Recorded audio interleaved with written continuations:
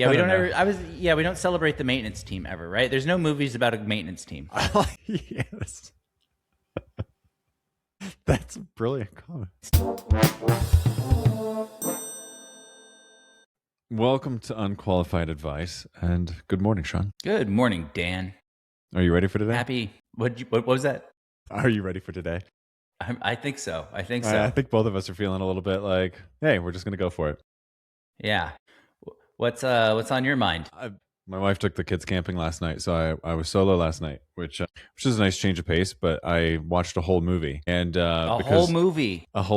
in one sitting. It was, I mean, it's rare. It's really, really rare. And I watched Glengarry Glen Ross, and it's a classic. It was with it's Jack Lemmon, Alec Baldwin. Yeah, Lemmon, Baldwin, Arkin, The Spacey. Always Be Closing. Yeah, Always Be Closing. That was up there because sometimes we say ABR, Always Be Recording. Yeah. Anyway, it's just like fantastic writing, fantastic movie, and it made me think like, well, I mean, there are no movies like this anymore, right? Everything's gotten homogenized. Like we talk about AI being an averaging machine. The market once movies went big and global, and there's almost no other way to make a movie. They also got averaged, right? I can't help but agree. Like as soon as they tried to make movies that would then also sell in China and also sell in Germany and also sell in all these places that you had to just hit such homogenization. Yeah, middling points. Because then the other thing that I was watching this movie and I'm thinking of another one that I really like, A Few Good Men. Also the corporatization of it, even like because it is I guess that's to the point because it's, well, I guess I'm going to say is directly piggybacked off that but by virtue of scale, and as production companies have built these libraries that they become these big corporate entities that then they want to sell into these markets. They also look at things on a very risk-based level, and so they will say, hey, we know that we can spend $50 million to make a new duplicate of number 3 of this franchise, and get number 18 and get 90 million on it or whatever, and they're looking at it that way. So they aren't looking at the smaller projects, like, because Glengarry Glen Ross, the actors would cost you the most, right? There's nothing else production wise in it. Yeah, but it also expensive. made me wonder, 1992, how expensive were these actors? Also true. Probably just, I mean, Lemmon was on the older side. He probably could have. Yeah, he probably commanded a bit. And Baldwin was right in the prime, man. Like that was after Hunt for the Red October. That was near, like that was in his prime. Like, okay. I don't know my history well enough on that, to be able to map these people out, but yeah. Yeah. I mean, brilliant performance. Baldwin, really. I hate him to his core. Like the character that he played, I'm like, what a nasty person, just shoving all the numbers and just. I'm gonna have to rewatch that. It's been years, man. It's been years. There's just some real good sections. Pacino, like, brilliant. Pacino was expensive, like 92 Pacino, like that was what, Scent of a Woman time frame. I mean, like totally. Again, like Pacino had a long story career. That would be in the middle of his heavy hitting years. Yeah, you're right. So you're right about that. So the actors would be the expensive part, but you're not spending $1 billion on explosions and special effects or anything. No. I mean, not that, the whole movie was like in a car or in that one room. Like it's a very small set. Besides, there's a lot of rain. Yeah. Well, that's a good. Sometimes I'm looking for a movie to watch on a rainy day. That's like, what's a good like movie where rain is kind of a sets the vibe. That's a good one. That is a good one. Put in the mix. Rain was very involved. Yeah. Okay. Yeah, we get a lot of rainy days here in Houston, so it's good to have. Yeah. Anyway, so I watched the movie and it made me think a couple things. Well, one, about the thought about Hollywood and just storytelling generally and how it's gotten homogenized. I was listening to Derek Thompson talk this week to a neuroscientist, and they were talking about how AI is changing our own thoughts and the way we read and the way we consume and the way we produce, and how that could put they're studying it. He didn't have someone on who was just like, by God, I know all the answers. He brought someone on that is thinking deeply about some of these things, and then this just greater homogenization, and how it's like, it's not, I mean, as the world has globalized, we've gotten more homogenized, right? One of my, I think, striking features of traveling the globe for 1 year was you literally can go in any country in the world almost and find a coffee shop that looks like a coffee shop somewhere else almost, right? You want to be in Soho? Great. There's a coffee shop. You want to go to Chiang Mai? Great. There's a coffee shop. It just looks like the one in Soho. And it's like, and of course the opposite is true. Like there's still flavor where you can, when you go seek it out. But this homogenization of I was calling it back then the Instagramification of things.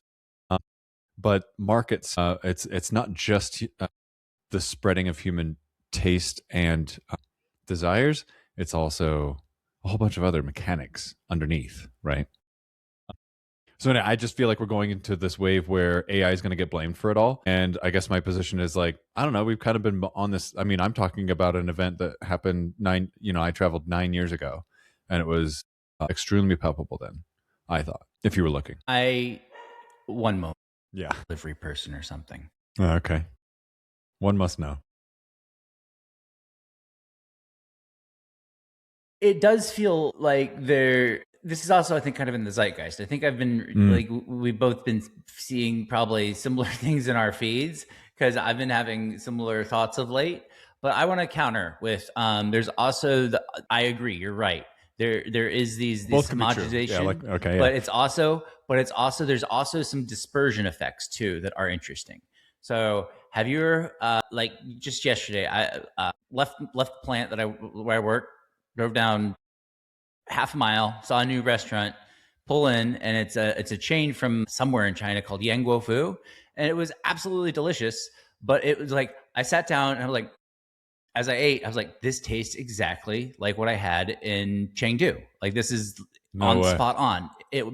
But it was brought here, and you wouldn't have had that without like some of the dispersion of this corporate enterprise pushing it out, right? So like it's homogenization. You also like they wouldn't have had an American style coffee shop everywhere had it not been for some of the So it's while it brings things to the middle, it also can push things outwards into new areas, right? And give you new people exposure to it because as well. It aids discovery, right? Yes. And therefore acceptance.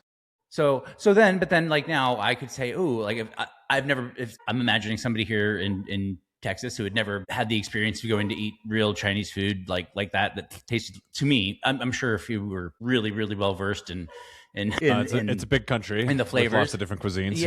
Yeah. You might be like, oh, this is not, which I also hate the word authentic, because authentic to somebody from the north of the state means something to the person the south of the state or country or city or side of the railroad tracks. Language and food go together there. Yeah. Yeah. So, but like those exposures and to like that really, I think, good representation of that cuisine wouldn't have been available without that kind of corporate dispersion either, right? You walk in, it's like 2 billion bowls served. It's like, okay, this is kind of a big chain, and I did some research. Oh yeah, they have quite a few locations internationally, but to me it tasted again something genuine. So now having had that, if I'm someone from Texas who's never experienced a habit, then I can go and take that flavor and be like, ooh, I like that. What was that? And look up, oh, it was the Sichuan peppercorn, and maybe use that in my barbecue rub, and like it, then integrate that in other new ways, and then build new ideas from it. Ultimately, is the counter to it, right? There is homogenization, though, and it does get to be a drag. Yeah, but at the same, so like taking your thread and expanding it. One of the things that this guest on Derek Thompson's show said was he's working with professors and universities on like how to change admissions, change grading, change whatever. And like in reaction to this, because it's like you can't just ban it, and you can't just like make the students lock themselves in the room and only ever produce in the classroom on their own with no computer, right? Like this, AI is part of our future, and it's part of how everyone's got to work. And so one of the messages that he was encouraging professors to send, because his feeling is most professors just want to ban it and be done with it and move on. He's like, that's not the answer. Because that'd be easy, right? Yeah, exactly. That's what he called it. He's like, that's the easy button. Easy out. Yeah. Is like, tell the students quite plainly that if I can 100% with no work just get the same exact result that you submitted to me by going to an LLM, you have zero value in the new economy. None. How you use AI and how you use your own taste, judgment, information, synthesis, and like discovery of connected ideas into a product is where the value will be, because AI is going to be a tool not for it to date, we'll see, is not very good at creating new ideas, but it does aid the human quite a lot in bringing connected ideas together, stress testing the connections, and creating a little bit more illumination across those things that would have taken hours and hours, and if not weeks of research for any one human to like really wrap their head around, right? So anyway, he still has like lots of worries about what it's going to do to sort of the formation of the student, if you will. But I think there's something to be said about, sure, AI is an averaging machine and globalization was an averaging machine. But perhaps what we're moving into is the early stages of that dissipating a bit, because we're going to have opened up and created more creators than ever before, because we've lowered the bar to creation, possibly. I think that's very true. I think, as you say, it's the taste and how you're going to use it, which again, why I think the people who have natively been using tools the past 20 years have a big leg up currently, because they I can only imagine a graphic designer with who's been a graphic designer forever and knows how to describe exactly what they want changed, and can say, oh, that image, but do this and this, and within the technical language that the AI actually can really use and put to use in an effective way, versus being like, make it wider there. Yes. Yeah. A little curvier, please. Yeah. Yeah. Exactly. So I think there's there's some that's my graphic design skill. Yeah. Yeah. But however, that being said, I'm still going and using some of those tools and be like, okay, let me play with this. And like, I'm trying things that, like, now, before I would have had to have, an extra subscription to these 3 other softwares. Now I can just dabble with the one AI tool that's letting me do all these different things. It opens up so many different realms of possibility in terms of, at least in the digital. I mean, it's like that's also, sometimes I struggle, like where does the digital meet the physical on some of this, and like it's all good for, which is great for content creation and great for creating websites, or great for certain things, but there's also some limitations to it. I don't know. Let's go back to the coffee shop example, right? Like, do you want to envision, if you have 3 coffee shops that you admire and want to kind of be like, but you have no interior design skill, I don't know, like, think about, for me, it always comes back to the not well funded person trying to start something, because that person cannot go get the expertise to assist and create their vision. Now, with $100 in my pocket, I could sit in front of Nano Banana and create 500 versions of what I'm trying to get to, and whittle those down to 10 good examples, and then take those 10 good examples to a cheaper or middling interior designer, architect, whatever, and say, like, this is what I'm thinking, right?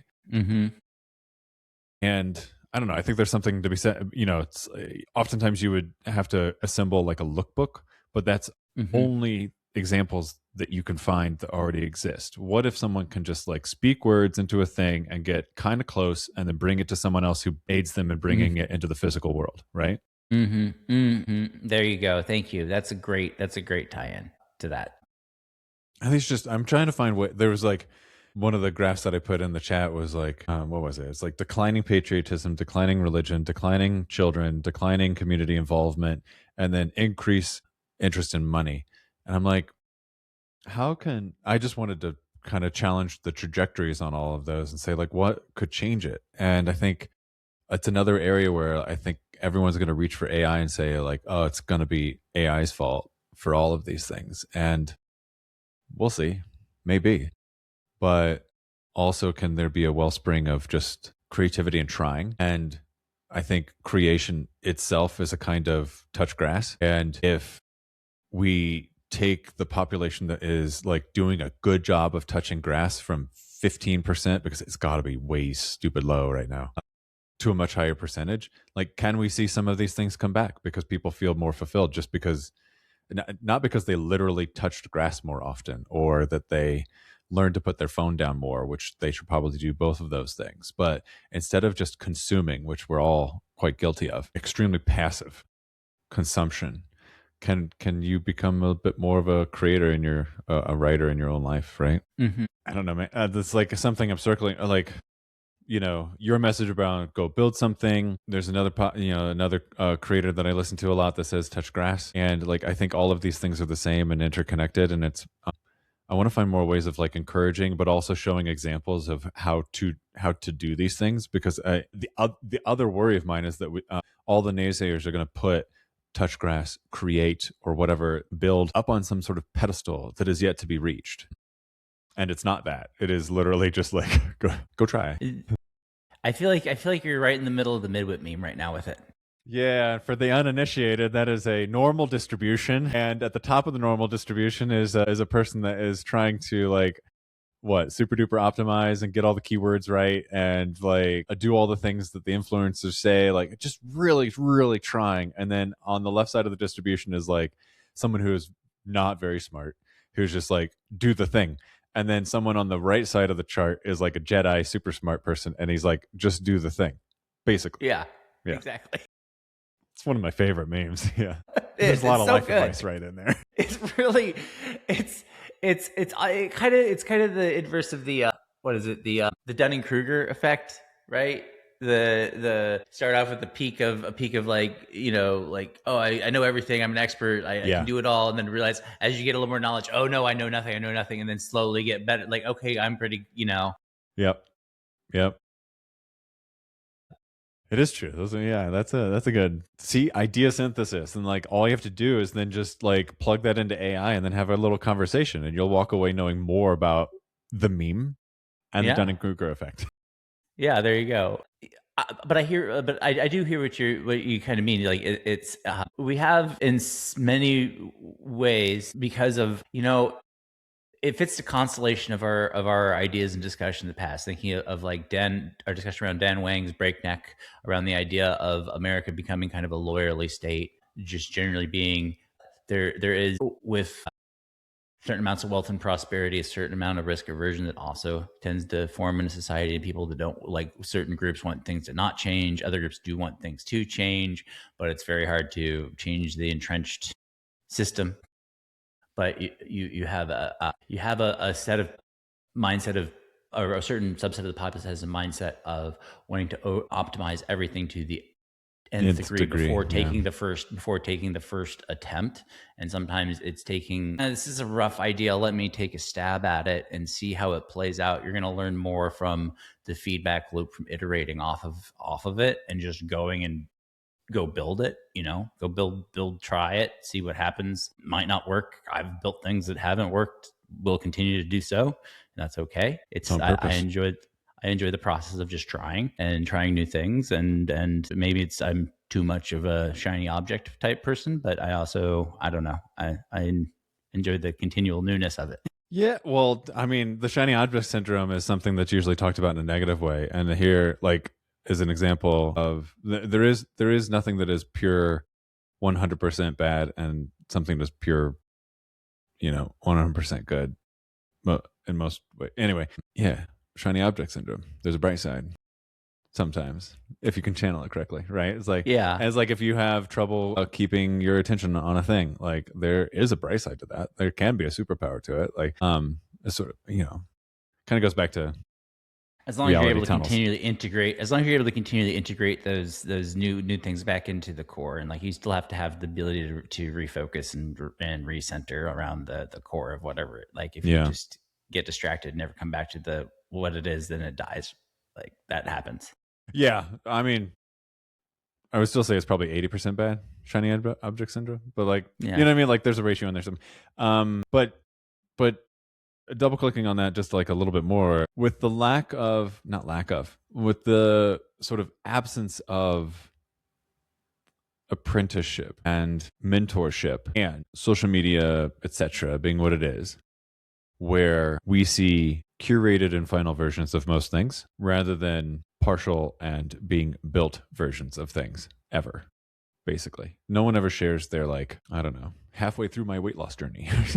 I guess some people do. I'm trying to think of some, you know what I mean? Like, I think that's not true. I think there's a lot of people out there sharing the creator's journey stories. I mean, that's there's that you say that, but there's, if you look for it, it exists. Maybe not in every avenue and every niche you would want, but there are examples of it. Well, you got to go sign up for it, right? Like if you just it's not pushed to you. Maybe it's not fed to you if you haven't tuned your algorithm to look for it. But yeah, tuning the algorithm to look for it, right? Like that's my thing. Like if I only follow the people I know on Instagram and everyone's just, this isn't against the people on my Instagram. It's like basic human behavior of, you're not sharing every last thing, right? You're sharing the trip to Saint Tropez, but you're not sharing the like horrible commute or that earned you the money that made you able to buy the trip to Saint Tropez. Like, you're not showing the overtime at the office. You're not showing the grind that it took to save up to get to have the week of vacation or 2 weeks of vacation time and the funds to go do the thing. Which is like the 80% of your life, right? Like it's we don't celebrate the maintenance team ever, right? There's no movies about a maintenance team. Like I was thinking about that the other day. Like, there needs to be a movie about the maintenance team. Like they need some glory. Like let the maintenance team have worked. Like they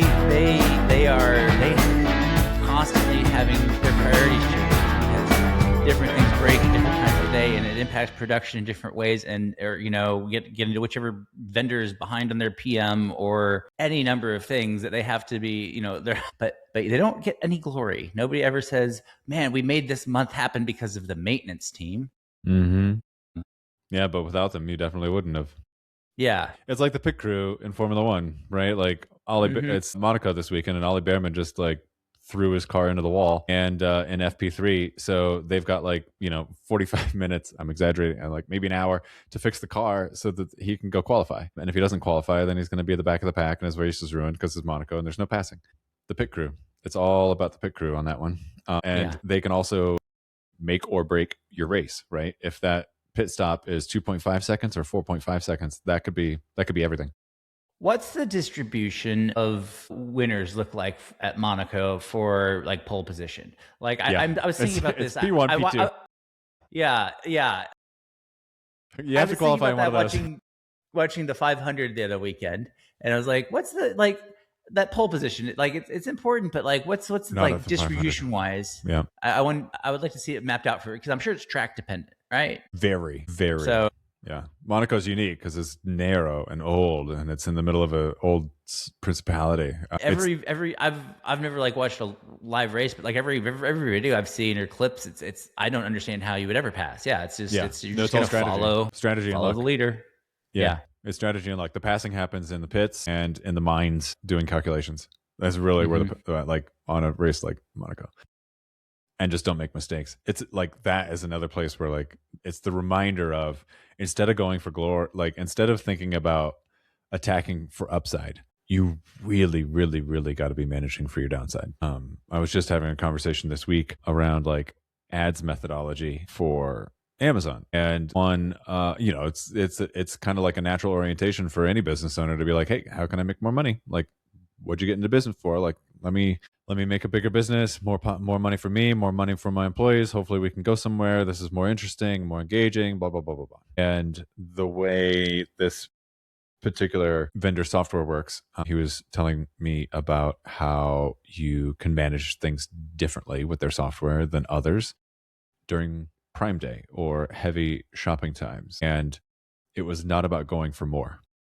It was 100 about going for less, because the shoppers are already there and engaged, and it's more about letting others spend at inopportune times and you only spending at the opportune times.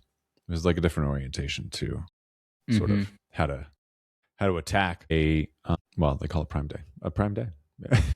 Yeah. Okay. I've never really thought about Prime Day from the seller side, and most people just go for $0 profits. like, what if you just like basically like, I'm not going to participate really? Like, do you have I like, did that in is there 2025. pressure I did to, that. is there pressure to basically like, oh, you have to be part of this thing? Like, what if like my category, nobody's shopping for my category on Amazon on Prime Day? Like, why am I going to sell this? I don't know, roll of duct tape or whatever. Like nobody's going on like, oh, let me find a duct tape deal on Prime Day. Yep, Like I that's would right. imagine there's categories where it's just like, I don't even touch it. So Both my do you get I'm in, penalized for that, or? I'm in two categories, and both of them are not highly conducive to discount shoppers. Let's call them. And I mean, I kind of want to say the answer is both. It depends. Here's the way I played it last year, which is I just shut ads off. So while everyone else is spending cutthroat, just bleeding on the streets, trying to earn every single click, I pulled out and just said, I'll take 100% organic, which my revenue number looked terrible.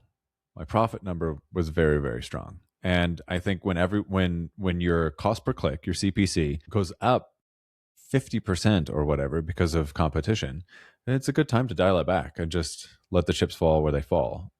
Unless you are in one of those categories where it's like, Yeah. if I can earn one customer, that customer lifetime value is $1,500 or something. So it's like, I'll go ahead and lose $200 on Prime Day in order to earn that customer, right? But if you're not in one of those categories and your math is different, yeah. So that was the first time. I've always pulled back against holidays and Prime Days and stuff like that.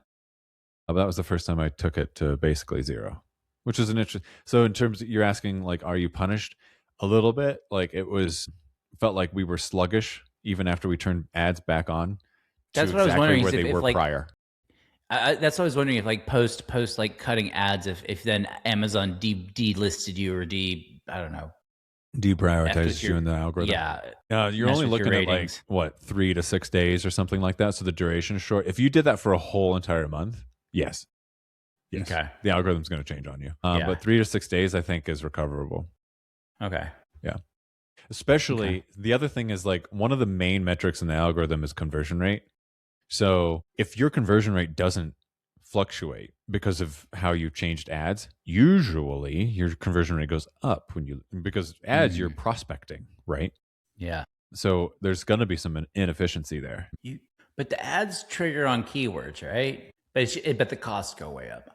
Man, I would like, maybe, I don't know. I sent you some graphs in the chat. You'll like to I look was at them. I was looking at them. Yeah. It's really I was interesting looking at data. it while we were chatting. Yeah. U.S. shopping behavior. Yeah. Especially on my category, which is just like, it's everybody needs it, right? Like it isn't some sort of highly specialized something. It's anybody in the United States could be a buyer for this product or set of products. And so you get to see shopping, it's just sort of the wave of when people shop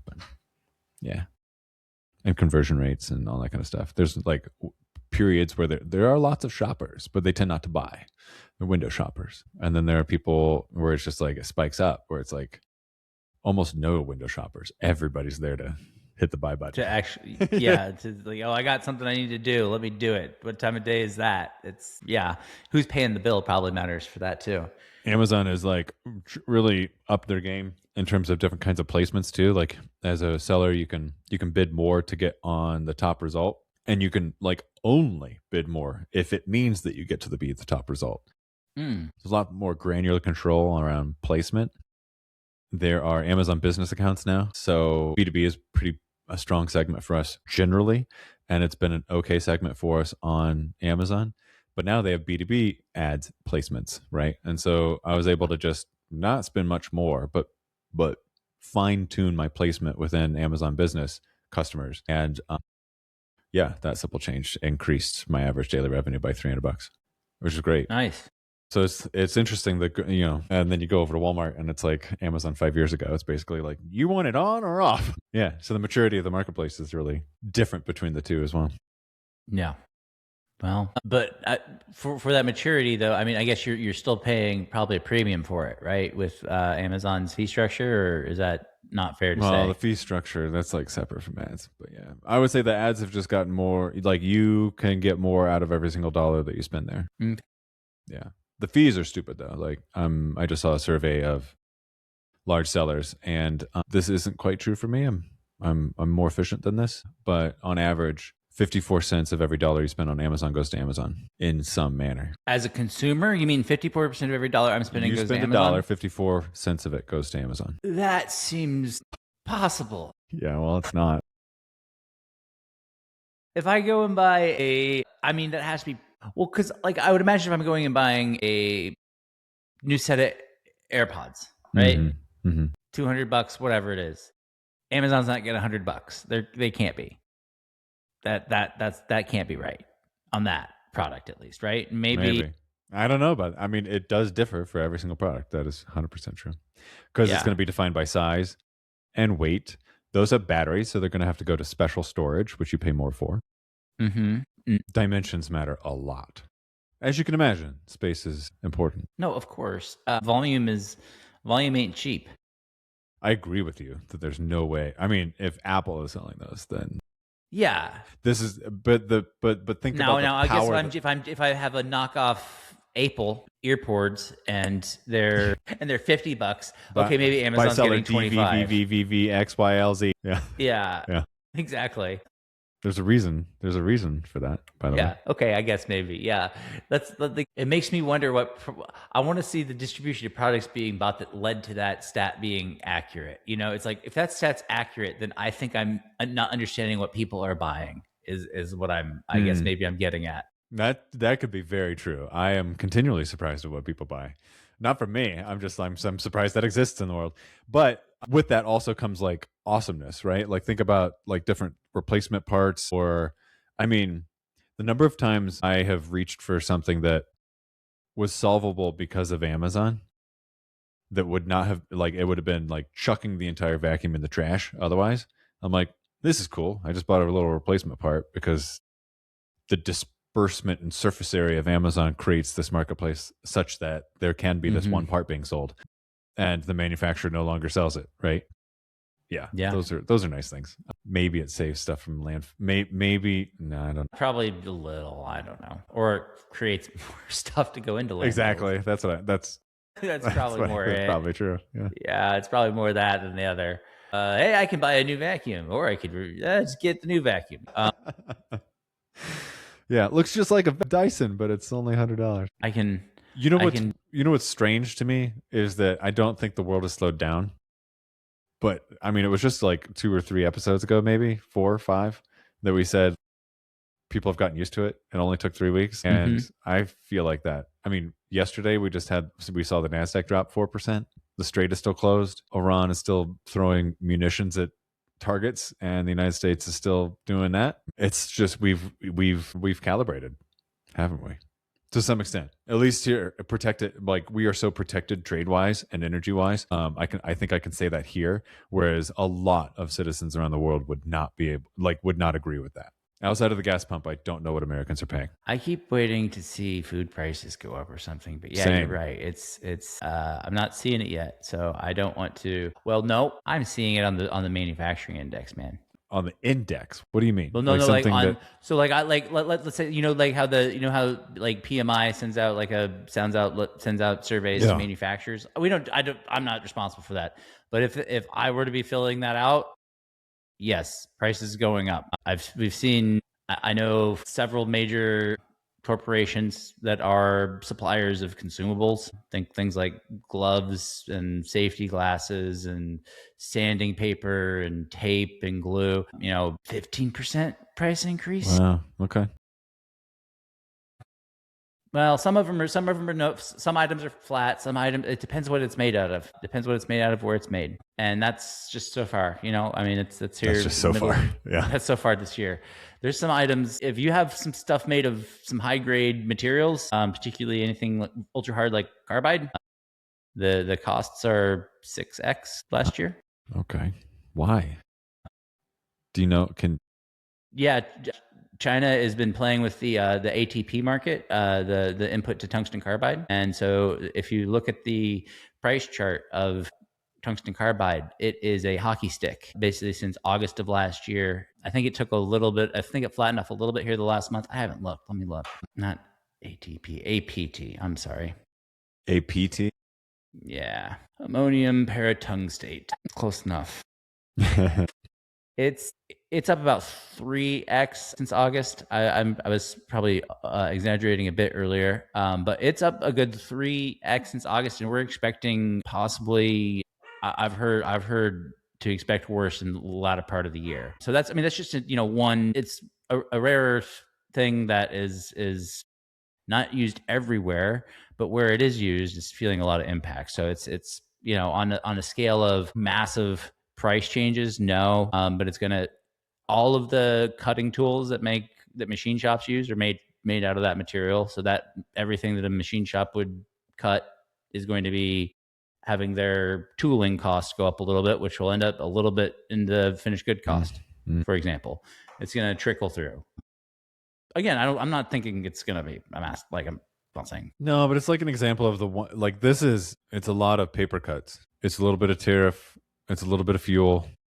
It's a little bit of Hormuz. It's a little bit of not enough ships on water. It's a little bit of not enough tungsten. It's a little bit it's like, and you add all these things up, and then you end up in a let's call it salaries somewhat stagnant, with everybody's pricing being much higher than they were hoping. Everybody feels poor, essentially. It can ultimately, if it continues to roll. Yeah, like we had inflation, which I think we could argue that what we'd see here, and I don't want to say it. I don't want to say the word, Dan. Hike? Could be somewhat transitory. So I was just playing with this idea with someone a week ago. Warsh is going to be. He is the chair fed. I haven't even been paying attention. No, he is. Confirmed. He is. He's in the seat now. Okay. He's in. I watched a longer interview with him because I don't know anything. All I had was headlines, and I'm like, all right, I got So I watched a long form interview of him at the Hoover Institution in Stanford. Good little interview that's available on YouTube, and the guy is definitely on top of how he thinks and is absorbing it. Clearly smart guy. Let's just play with this idea. If almost everything is a supply side problem right now, does hiking rates actively hurt us and possibly fuel inflation? I've heard this argument before. Yes, it's not at first. No, but I'm gravitating more toward it because if we want producers theory, right? to produce, I don't know if it has a name. This is because we want suppliers to produce, right? And therefore they need something capital. In the back of my brain. It's like this theory of around interest rate levels, and there's basically like a donut of inflation, right? When you have it in the right zone in the where it should be, inflation's not going up. If it's too low, it starts driving inflation. But if you take interest rates too high, because that also then you start getting big interest payments to people that are big holders, you start like driving spending in different ways, and you can create inflation as well. So like it's like you'd want to be in that middle effectively. And I read about this 3 years ago. I'm trying to remember who wrote the piece, and I was really interested at the time, but I didn't think anything of it past that. But I'm beginning to wonder, like, I thought it was when I first saw the idea, I was like, that seems risky, right? You're saying 3 years ago, that's probably, similar territory for me probably. And it just seemed like, well, that seems like a risky idea, right? We know what to do with inflation. We have a playbook, XYZ. Yeah. And now with rates high-ish, again, not historically high, but for us high, yeah, we hurt the supply side economy more than we hurt the demand economy. And therefore, we still see inflation be sticky or rising. Yes. Versus we unleash the economy a little bit in hopes that the supply side can blossom a bit more. And the consumer, I would almost argue, is completely consumed by, we've talked about it before. If there's a bifurcation, if you bought a house before 2022 versus bought a house after 2022.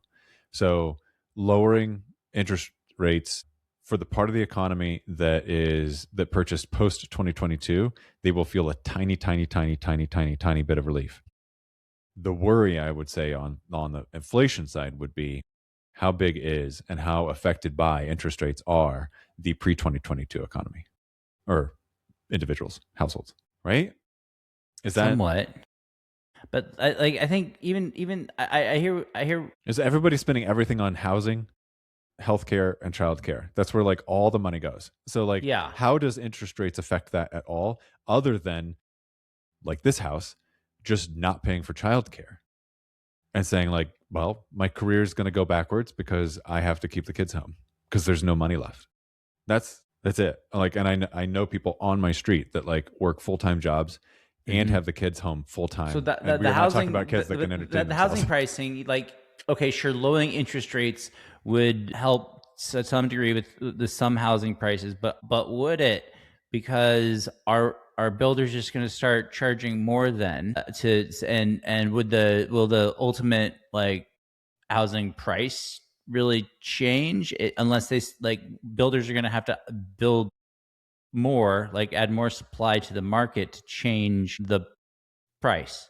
I don't think we'll see a tremendous change in housing. Yeah, so I don't I think if you change interest rates higher or lower much at this point, I don't think it's gonna. I mean, yeah, you're gonna be some refi activity. Some people are gonna have $500 per month extra in their pocket because they refied, something like that. I just don't like. That's where I keep coming. I don't see how by lowering rates a whole point that we watched inflation tick up 50 basis points or more. I just don't. That's what I'm like. These are the thoughts in my mind right now because Warsh was supposed to come in and depending on the side of the political aisle you like to listen to most, you might say that he's in Trump's pocket and he's going to lower interest rates, or he thinks about everything differently and he's going to try to keep rates flat or down rather than hiking them in the face of this quite persistent inflation that we're seeing. Mm-hmm. So it's, to me, I'm so insulated from parts of this because without kids, like what's the inflation that really matters to the American family unit? Food, fuel, housing, childcare. Yeah. As you said. So lowering interest rates by 100 basis points, but no, I'm sorry, what would it be? It would be 1,000 basis points? No, 100 basis points. Oh, wait, 100 basis points. What am I saying? What am I saying? God, I can't. It's Saturday morning. I'm sorry, I can't do math. I was right. Right the first time. 100 basis points. Bips. 100 Start bips. saying bips. We drop it 100 bips. Okay. What are the knock-on effects? So then in theory, the 10-year follows. But it hasn't been behaving all that well. But it hasn't been behaving that way. I would posit that the 10-year wouldn't budge much. There would be some beta. So no real effect on the economy. No. So the 10-year will come down, take it down. I bet it comes down 50% of that, right? I think it'll. But people are like, well, it should have come down more. Well, no, there's going to be the market speaks beta to that because there's a risk premium now that is there that wasn't there a few years ago. So you'll still be able to refi. It's just not going to be as dramatic of an impact. What that does is home builders have already been spending and buying points onto mortgages as part of their deals for selling new homes. It'll impact their financing packages, but I would again posit that the ultimate price of homes wouldn't inherently change. Now, the slightly lower borrowing rates might allow home builders to maybe put a little bit more supply out there. Maybe, or they're just going to soak up the extra profits and try to also it seems to me that the whole network does somewhat kind of control supply in a way that they don't want there to be too much supply so they can keep some stable prices for forecasting I would almost purposes. Argue it's less about the home builder and more about the government. Like in certain municipalities, you get building. Okay. In certain municipalities, you don't. So that's true. The real estate is going to be a location thing, right? Yes. Like if you want to say, oh, we lowered interest rates 100 bips, why aren't there more homes being built in San Jose? Well, I'm more talking about from the macro of how these things would impact the home builder actually putting more supply onto the market or not, right? And I think you're right. There are aspects where the government limits it more, and home builders would generally be building more in certain areas if they could, but they can't. But in areas where they're active, I don't think that it's going to dramatically change the home builders pricing ultimately, right? That'll be driven by, as you're saying, other things. So their ability to put supply on the market is going to be driven by other things. So it's not going to impact there. So, but then, all right, where else impact? So healthcare, does lowering the interest rate not a dent at all, unless you're taking out debt? No, yeah, which I don't. It just doesn't. But healthcare is its own problem. Yeah. So okay, childcare. How is it going to impact childcare? I don't think it's going to affect it. So what else is on the family's list, Dan? What else? Food and energy. Okay, energy. I could say yes. I could argue yes. Lowering the interest rate would enable possibly again more borrowing for building new projects, which ultimately could bring Which affects new thing supply, right? Like new that. This is new the supply thesis, right? online. Like we need to bring Yeah. supply online. So that could impact your supply coming online by saying we're going to have possibly lower borrowing rates for these large projects that we know we need to get started. They're going to need capital. They're going to need to have lending to get them funded. Lowering that cost of borrow would ultimately maybe get some more projects moving and help accelerate supply. Okay, Yeah. I can buy that.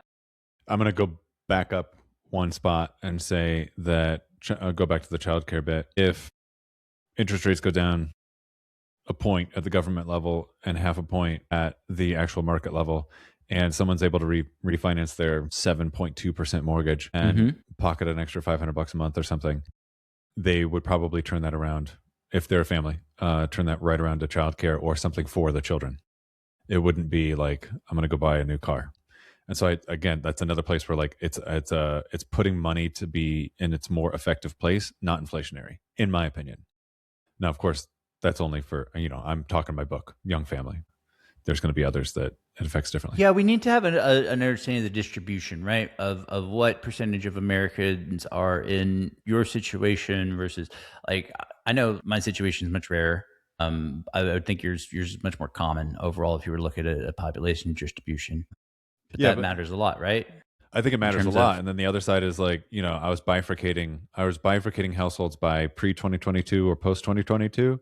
The other side of that is like, how many of the boomers don't even have a mortgage, right? So none of this, it doesn't change them at all. Like none of it matters. What it does for the boomers is if they're on a pension or something like that. Well, it's not going to affect the pension.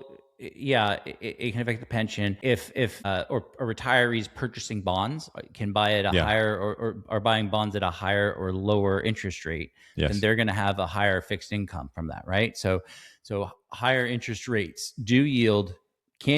I think this is where that donut theory comes into play, because then so right now more money is going to boomers who already are rich goes to that person who then goes spend it on things like travel and spend it on things like the second house, or spend it in the economy. In theory, right? So that's where you can yield more. When you have the largest generation and richest generation in American history, they don't need more interest income. From that necessarily, right? Again, we're playing with ideas and numbers. Exactly. Yes. No. Nothing here is absolute. We're dealing with very high 30,000 foot averages. This is interesting. I can understand. Like the more I dig into it, the more I'm leaning in the direction that I was already beginning to lean in, which is let's knock it down a point. Okay. So what else? What other things? Food. Okay. Again, on food. Yes. Because in the food farms cycle, are built on debt. They are built on debt. Everything is built on debt. Lowering the interest rates there does help bring more supply on. Does help possibly reduce inflation, because you're able to, again, lower cost of capital, bring more supply fertilizer to the market, more seed, cheaper land. Perhaps you want to go. You're a very productive farmer, and you would like to buy the plot next door, which is unproductive. On the counter of that, on some of the inputs, you could argue globally that could impact the price of things like fertilizer, because the American farmer now is willing to go out and buy more. So it's more there's possibly some supply restrictions. So maybe you get some counterbalancing effects there. I don't know how that all plays out. I would probably have pockets where it would be good and pockets not so good. It depends upon where that equilibrium is. As always the case, but it's more felt now. Yeah. But yeah, no, I think generally though, I'm interested. Yeah. You have my interest. Yeah. I mean, let's take it down a point. Yeah. I mean, exactly. Recapping this like 3 years ago, I was like, oh my gosh, it's an interesting idea. I did not climb onto the idea because it seemed too risky. And it's kind of like, well, have we played this out enough to know that this inflation is so sticky in its supply side?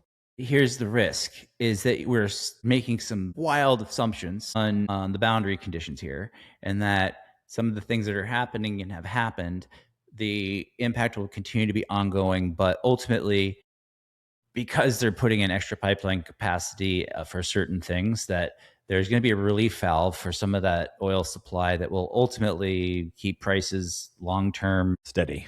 somewhat steady. Yeah, and here. overall also, certain fuel usages demands going down as electrification continues to penetrate in certain markets.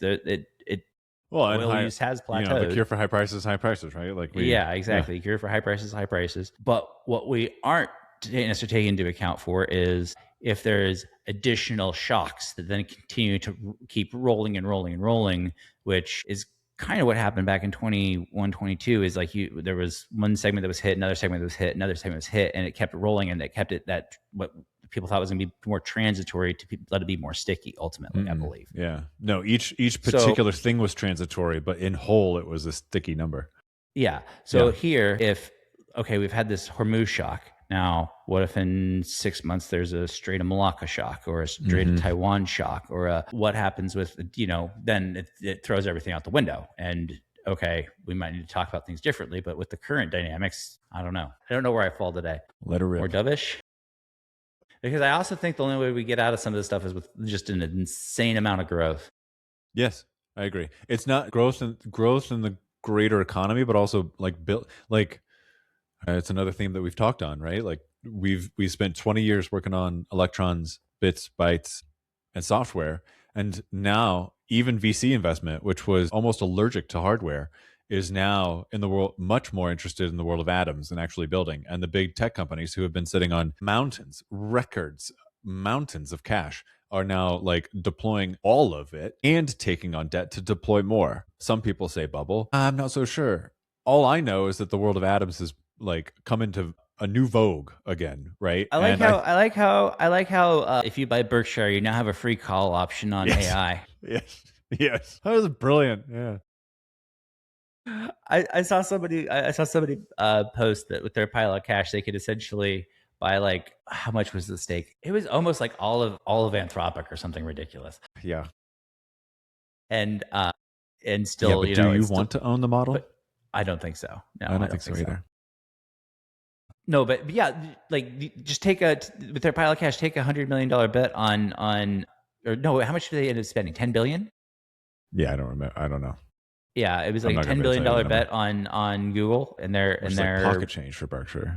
Yeah, because they still it was only like 5% of their total, like, just cash on hand or something ridiculous. It was insane. They had another deal that was extremely similar to this, and I'm not going to remember the name, but that deal plus the 2008 mortgage banking crisis. Like every time Berkshire steps up and is like whenever they're going into something that feels extremely painful, and if your orientation towards AI is that it's already bubble and this is painful, I would say think deeply about that, because of when Berkshire plays, they do it well.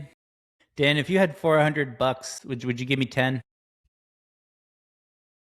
Because that's effectively what Berkshire just did. They said, "Oh, we have $400 here in our pocket. You have something to offer me." Yes, we're gonna invest 10 in you. Like yes. I'm buying a call option on your future. Yeah, exactly. Which, I mean, also it's as part of, in terms of Google's total cap, it's small too. It's not like it's a huge chunk in Google, but no, I think it's an interesting vote from Google saying, like, we don't necessarily want to harbor 100% of the risk here. Mm-hmm.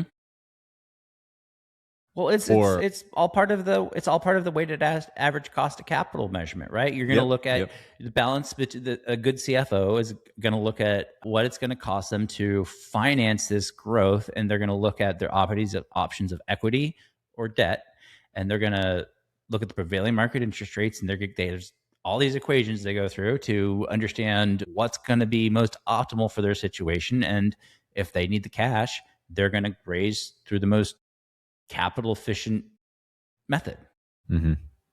Right? I don't alongside the risk model. This is what companies do. If AI goes belly up, Google doesn't owe anyone on this particular transaction. Google owes no one. If they would have raised this money via debt and cash flow gets crunched by 50% because ads have gone out, the ads market changed significantly, and AI isn't paying because the model makers don't actually end up hoovering up the most amount of cash. Let's just say that ends up being the future truth. Then Google still is out that every single one of those dollars, interest plus principal.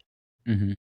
So yeah, you want to place debt on proven, Which is also why things it's that are proven. riskier for, the investor.